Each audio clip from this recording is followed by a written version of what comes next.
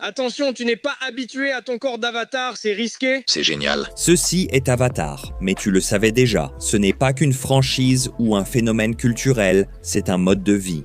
Du moins, selon ses fans les plus passionnés. En 16 ans, ces histoires oubliables ont créé l'un des groupes de fans les plus passionnés de l'histoire moderne. Comment cela s'explique-t-il? On dirait qu'Ewa t'a tourné le dos. Élu. Avatar a été créé par le célèbre réalisateur James Cameron, et c'est vrai. À seulement 19 ans, James Cameron a fait un rêve à propos d'un monde étrange et bioluminescent avec des pierres lumineuses et des créatures extraterrestres. Ce rêve serait réalisé en animation 3D de pointe en 1996. Oui, la première tentative de Cameron pour réaliser son rêve viendrait directement après avoir terminé la production de Titanic. Le projet aurait utilisé de faux acteurs générés par ordinateur et aurait coûté au scénariste-réalisateur environ 100 millions. Mais malheureusement, la technologie générée par ordinateur de l'époque ne répondait tout simplement pas aux normes exigeantes de Cameron, alors il a abandonné le projet. Mais Avatar n'est pas resté mort bien longtemps. James Cameron, célèbre innovateur, a eu de multiples vies. Réalisateur, entraîneur invaincu de Little League, explorateur des profondeurs marines, la liste est longue car il est vraiment un talent titanesque. Pendant 10 ans, Cameron a collaboré avec Digital Domain pour perfectionner l'animation par ordinateur. La production a débuté début 2006 et en décembre 2009, Avatar est sorti avec un succès immédiat. Non seulement les critiques ont couvert Avatar d'éloges, mais le film est rapidement devenu, et reste encore aujourd'hui, le film ayant rapporté le plus d'argent de toute l'histoire du cinéma. Les spectateurs du monde entier sont tombés amoureux de la planète Pandora, un monde d'une beauté à couper le souffle, peuplé par une race d'extraterrestres tout aussi magnifique.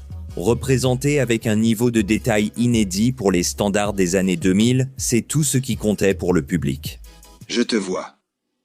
Je te vois.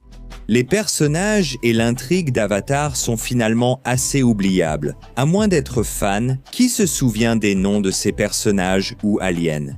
Tu connais le nom du héros ou son rôle sur la planète? Beaucoup d'éléments marquants d'Avatar étaient en fait négatifs, comme l'accent américain de Sam Worthington et son jeu Fed en Jake Sully. D'accord, je suis désolé. Quoi que j'ai fait, je suis désolé. Ou le scénario prévisible, résumé à Danse avec les loups en version bleue. Tu montres aux gens du ciel que tout ne leur appartient pas, c'est notre terre. Ou le nom très banal du minéral rare que nos ennemis cherchent. Inobtinium. Parce que cette petite pierre grise se vend à 20 millions le kilo. C'est la seule raison. Tout s'est réuni pour offrir une expérience visuelle impressionnante, mais peu intéressante. La plupart d'entre nous sont passés à autre chose. Je l'ai oublié pendant des années, mais ensuite je me suis rappelé qu'Avatar utilisait la police Papyrus pour son logo. James Cameron lui-même a décidé de se mettre immédiatement au travail sur une suite, et il y a consacré tout son temps et toute son énergie créative. Il n'y aurait plus de nouveaux films originaux sacrés de Cameron. La franchise Avatar allait devenir l'œuvre de sa vie. Et tandis que la suite finirait par voir le jour après 13 longues années, certains continuaient de revenir à l'arbre maison encore et encore, jusqu'à ce que cela devienne une sorte de fixation. L'excès du fandom d'Avatar commençait à apparaître.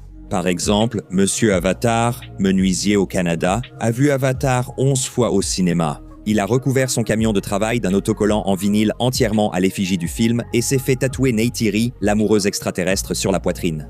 Aujourd'hui, Monsieur Avatar est bleu à environ 95% bleu. Il a passé plus de 10 ans à se tatouer pour ressembler à un Na'vi, l'espèce extraterrestre d'Avatar. Et son camion reste recouvert de vinyle à l'effigie du film. Je dis que je suis fou ou obsédé. Je ne sais pas si c'est de l'obsession, mais j'adore ça et je veux le montrer. Certains fans ont appris à parler couramment le Na'vi, tandis que des historiens amateurs de Pandora s'efforcent d'archiver et mémoriser un maximum de connaissances sur cet univers. Et les cosplayers qui recréent avec passion ces personnages virtuels en costumes réels. Les artistes et écrivains qui utilisent leur talent pour créer des clans de fans, sortent de tribus Na'vi non officielles issues des divers biomes de Pandora. Certains passionnés réunissent leurs clans de fans dans la vie réelle pour créer des communautés hors ligne. Un de ces clans du monde réel s'est récemment fait remarquer dans la communauté à cause de vidéos très intenses partagées sur leurs réseaux sociaux. Il est étonnant qu'Avatar ait suscité autant d'adoration. Pourtant, la suite médiocre de 2022, La Voix de l'eau, a presque égalé les recettes du premier film, à une époque où presque plus personne ne paie pour le cinéma. Le troisième volet, Feu et Cendres, devrait aussi bien marcher, même s'il paraît encore être une histoire fade aux rebondissements déjà vus. Disney a vu tant de potentiel dans Avatar qu'ils ont créé tout un espace thématique dans un parc en Floride des années avant même la sortie de La Voix de l'eau. Avatar a désormais imprégné presque tous les aspects du paysage de la pop culture. Ce qui nous ramène à la question avec laquelle nous avons commencé cette vidéo, comment cela s'est-il produit? Comment ces films ont-ils rapporté autant d'argent? Comment ont-ils eu un impact culturel aussi durable, alors que, hors du forum de fans de jeux de rôle Navi, tout le monde les a oubliés? Vous rappelez-vous du logo d'Avatar? Oui, il était tribal et futuriste. Papyrus! Il y a quelques raisons que nous pouvons citer comme indicateurs possibles de la longévité d'Avatar. La première, c'est que la simplicité d'Avatar peut en fait jouer en sa faveur. Les histoires simples sont faciles à comprendre pour tout le monde. Non seulement cela, mais elles transcendent les barrières linguistiques et culturelles, faisant d'Avatar un excellent exemple pour une expansion internationale. Bien que basique en apparence, l'univers d'Avatar est en réalité bien plus riche qu'on ne le croit.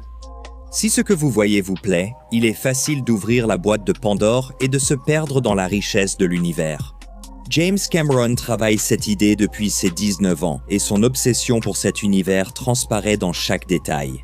Les fans ne peuvent apprendre à parler le Navi que parce que James Cameron a engagé un linguiste pour créer une véritable langue à partir de zéro. Apprends-moi d'autres mots en Navi. Comment dit-on loup? Il n'y a pas de mot Navi pour loup, mais il en existe un pour site web, ce qui, crois-moi, a du sens. Il découvre l'écologie de la planète grâce à James Cameron, qui a mobilisé des artistes et scientifiques pour donner vie à ce monde. Les détails microscopiques de Pandora, sous son histoire brillante, fascinent vraiment. Côté technologique, ces films sont de vrais spectacles. La volonté de James Cameron d'obtenir des images de synthèse réalistes a repoussé les limites en 2009 et continue de le faire aujourd'hui. Il tient à rendre ses films aussi crédibles que possible.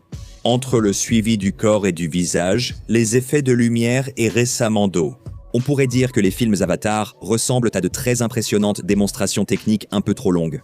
N'oublions pas non plus que lors de sa sortie au cinéma, le premier Avatar était en 3 dimensions. Lorsque les esprits de la forêt ont traversé la salle pour atterrir sur Jake, cela vous plongeait dans un moment d'une manière que très peu d'autres films ont réussi à faire en 3 dimensions, et il fallait absolument le voir sur grand écran. Cameron reste fidèle à cette technologie, l'utilisant de façon étonnante dans Avatar. La caméra fusion a été conçue comme une caméra de cinéma professionnelle innovante. Enfin, ces films offrent un cadre idéal pour les fantasmes de réalisation de souhaits comme Jake Sully. Il est facile pour le public de se perdre dans l'émerveillement de la Pandora utopique et de se demander ce que cela ferait d'être un Navi et de chevaucher un Ikran.